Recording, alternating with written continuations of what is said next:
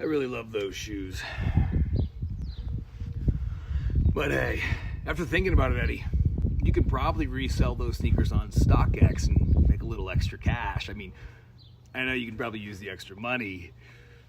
I would know. I helped structure your contract, after all. Don't get me wrong, it's a decent amount of coin for someone we expected to wrestle on AEW Dark every week. Speaking of you, Eddie, I heard you talking about how we go way back on the indies. Really? 'Cause I don't really recall much. Maybe we were too busy main eventing every show in the world while you jerked the curtain or slummed on the mid-card. Or, I'm sorry, maybe we were just a little too preoccupied selling every piece of merchandise we had at the gimmick table to hundreds of fans queued up for hours while you were probably outside smoking a cigarette with the other job guys in the ring crew. Don't act like we were best friends. You were just another faceless wrestler we smiled at to be nice, and just another hand we gave a limp handshake to so you'd hurry along and get out of our way so we can continue dominating the world of wrestling. But now, Eddie, look at you. One of the most beloved wrestlers in AEW, man. People love your interviews, your never say die attitude. You're an inspiration to people all over the world, Edward. You have real authentic passion. I'm proud of you, man. Good job. And John Moxley, the intimidating, quiet lone wolf, too cool for school John Moxley, the wild thing. And don't listen to the haters, John. You totally didn't jump the shark when you came out to that new great theme song. John, you're one of the hardest hitters in the business. Deceptively strong, too. I mean, I've seen it firsthand. I was asleep in a matter of seconds the other day when you choked me out. A long time ago, you dared to swim off the forbidden island into the unknown.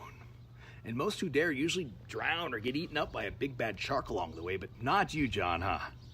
Not only did you survive, but you thrived, man. You're a former AEW champion. You got your own book coming out.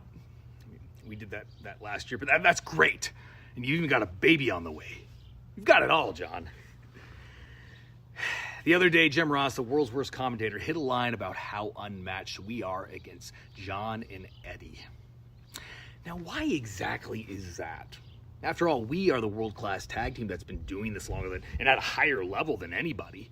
I mean, we're the AEW World Tag Team Champions, not them, Jim. In fact, last year, these two men, they were at each other's throats. I'd barely call them a tag team. Is it because they look tougher than us?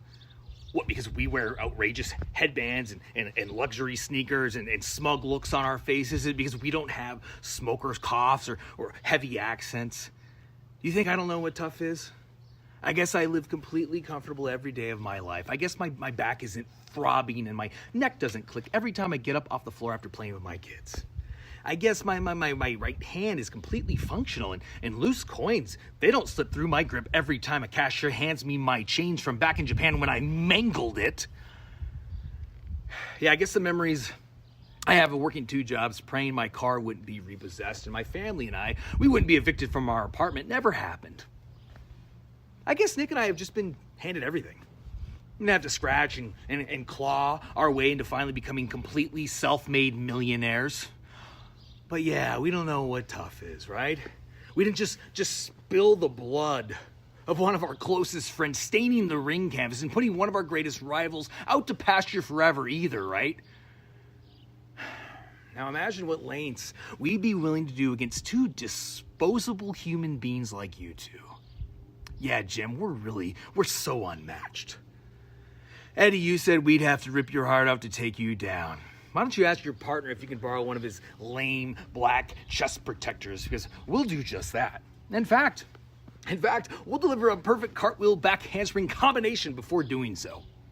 And at Double or Nothing, when we beat you guys, because we will.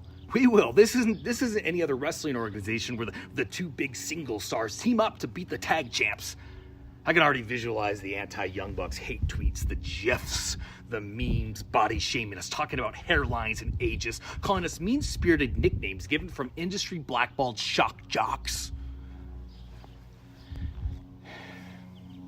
It's all just noise anyway, right? Noise that we can't even hear at this point because we decided to hit the mute button on the world a very long time ago. After we beat you two, not much will change, let's be honest. The goalposts will continue to be moved further back. They'll scream, "Go away, Heat," and "Changing the channel, Heat," when our numbers are always usually the biggest and our performances are always the most must-see. Life will go on. Our greatness won't be recognized until long after we've perished, and fans and experts will wonder if there'll ever be a team like us ever again. And there won't be. Enjoy us while you can.